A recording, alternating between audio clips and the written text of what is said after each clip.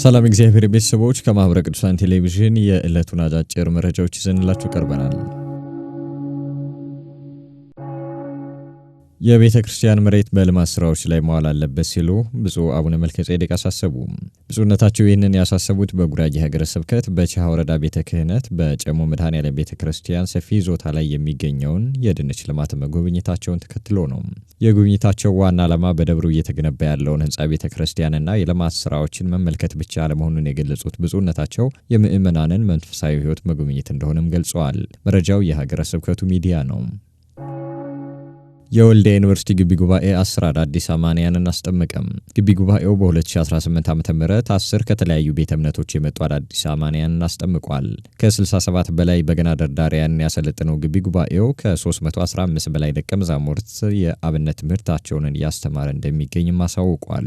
ለ37 ተተኪ መምህራንና ከ90 በላይ ለሚሆኑ ዲያቆናት ስልጠና የሰጠ መሆኑን የገለጸው ግቢ ጉባኤው 11 የሚሆኑ ተተኪ መምህራንን ወደ ደሴ ማዕከል ለመላክ መዘጋጀቱንም አሳውቋል።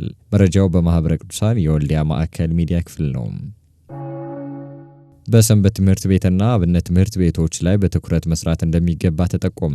አዲሱ የሰንበት ትምህርት ቤቶች ስርዓተ ትምህርት በመንበረ ፓትርያርክ ጠቅላይ ቤተ ክህነት የሰንበት ትምህርት ቤቶች ማደራጃ መምሪያ በኩል ተዘጋጅቶ በቅዱስ ሲኖዶስ ውሳኔ መሰረት ተግባራዊ እየተደረገ ይገኛል። ይህ ስርዓተ ትምህርት በአዶላ ወዩ በሚገኙ አድባራት ሰንበት ትምህርት ቤቶች ከአንደኛ እስከ 3ኛ ክፍል ለሚማሩ ደቀ መዛሙርትም እየተሰጠ እንደሚገኝ ተገልጿል። ሀገረ ስብከቱ የሰንበት ትምህርት ቤትና የአብነት ተማሪዎች ላይ በትኩረት እየሰራ መሆኑንም አሳውቋል። መረጃው የጋሞና አካባቢው ዞኖች ሀገረ ስብከት ሚዲያ ነው።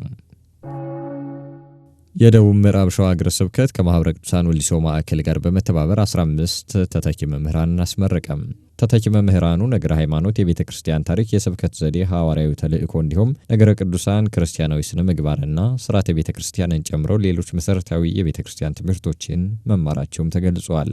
መረጃው የኢትዮጵያ ኦርቶዶክስ ተዋሕዶ ቤተ ክርስቲያን መገናኛ ብዙኃን አገልግሎት ስርጭት ድርጅት ነው። ለዕለቱ ያዝንላችሁ አጫጭር መረጃዎች የእስካሁኖቹን ይመስሉ ነበር። ከቀሪ ጣቢያችን መሰናዶች ጋር መልካም ቆይታ።